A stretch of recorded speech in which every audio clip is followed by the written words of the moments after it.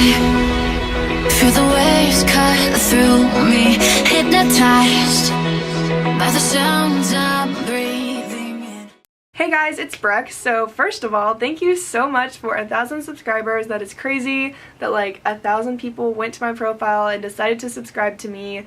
So thank you so much if you are subscribed. If you're not, feel free to. But anyways, cheer competition season is coming very soon. It's probably this month or next month for most people when they start competing. So I thought I would do a video about cheer competition tips. So yeah, pretty self-explanatory, and I'm gonna go ahead and get started. Alright, so the first tip is to give yourself more time than you think you need to get ready. So for example, I give myself about 2 hours to get ready for cheer competitions, and I only really need an hour and a half. But that way, like, if I lose something, something goes wrong, something just happens to take longer than I think it will, I get distracted, something like that, then I won't be rushed to get out the door. Because on competition days, you probably wake up a little bit nervous, and if you're rushed, that's just going to add to the nerves.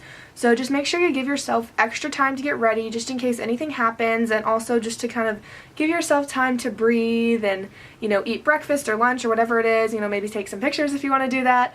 Just give yourself more time than you need to, because it is way better to be too early than too late. My second tip is to make sure you are eating the right things before you perform. My coach always says to eat complex carbs before like working out. So like pizza, pasta is a big one. Honestly, anything with carbs and also things with protein are good too. So on competition days, I used to eat like salads for lunch, and it wouldn't really fill me up that much and I wouldn't have that much energy. And then I started eating like fried chicken and french fries before I competed, which is so unhealthy, but like there's carbs in that, there's salt in that. That's something that gives you protein and gives you energy as long as it's in moderation. So competition days aren't really days where you should be like, I'm just gonna eat some fruit before I compete, because that's not gonna give you energy. Yes, it's healthy, but it's not gonna fill you up and give you energy. But also make sure that you're not eating A, too much, or B, something that will make your stomach hurt, because it is not fun to compete with a hurt stomach. My next tip kind of goes along with that, but if you're going to eat sugar, make sure you're eating it like right before you go to warm-ups. Basically what I mean is like a lot of cheerleaders eat like pixie sticks or something before they compete. That's a very common thing to do. I know I've had girls on my team that will eat like 8, and it's crazy because it's like pure sugar. But yes, that gives you energy. But if you eat a pixie stick at like 12 and you don't compete till 2, you're gonna crash before you compete, and then you're not gonna have energy. You're gonna be tired.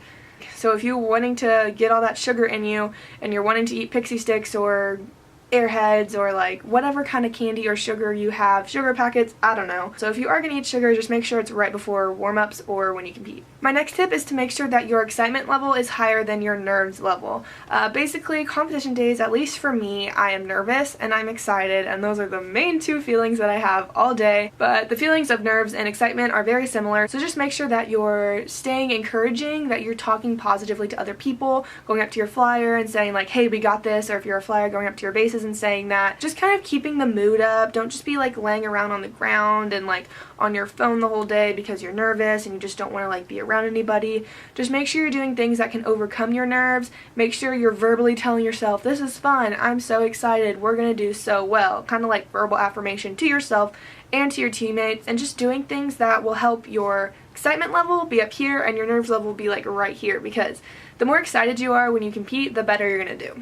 Okay, this next one is a big one, especially for me, and that's to not let your superstitions take over your mindset or your muscle memory. I am usually not superstitious at all. I don't believe that like walking under a ladder is bad luck, or like picking up a penny face down is bad luck, or any of that.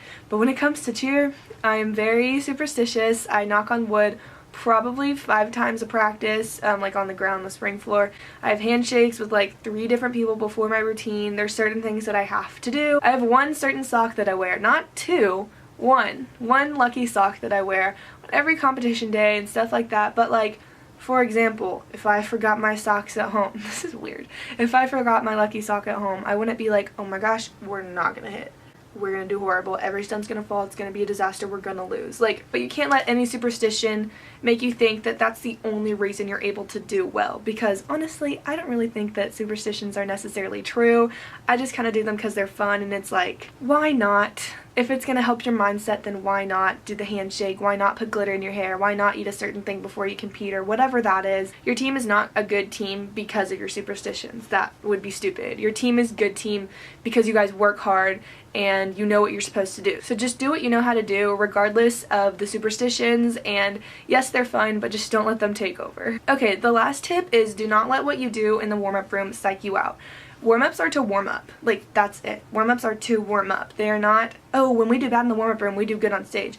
Oh, when we do good in the warm-up room, we do bad on stage. Like, that's not a thing. Warm-ups are not a sign of how you're going to do on the performance floor. Warm-ups are literally what they are. Warm-ups. Warm-ups are to warm up your body, get your muscles moving, give you peace of mind, and give you practice before you go on stage. The difference between the warm-up floor and the performance floor on any stage, any level, any competition is that the performance floor has a feeling and an adrenaline rush that the warm-up floor doesn't. So do not take what you do on the warm-up floor and put a bad feeling in your head about how that's going to affect how you perform for real, because warm-ups are to warm up. Don't let them, I said that like 4 times, but don't let that psych you out. Okay, those are all my tips. I wrote 12, but I think I only said 6. So if you want a part 2, just let me know in the comments. I hope you guys enjoyed this video. Thank you again for 1,000 subscribers. Thanks so much for watching, and I'll see y'all next Tuesday. Bye.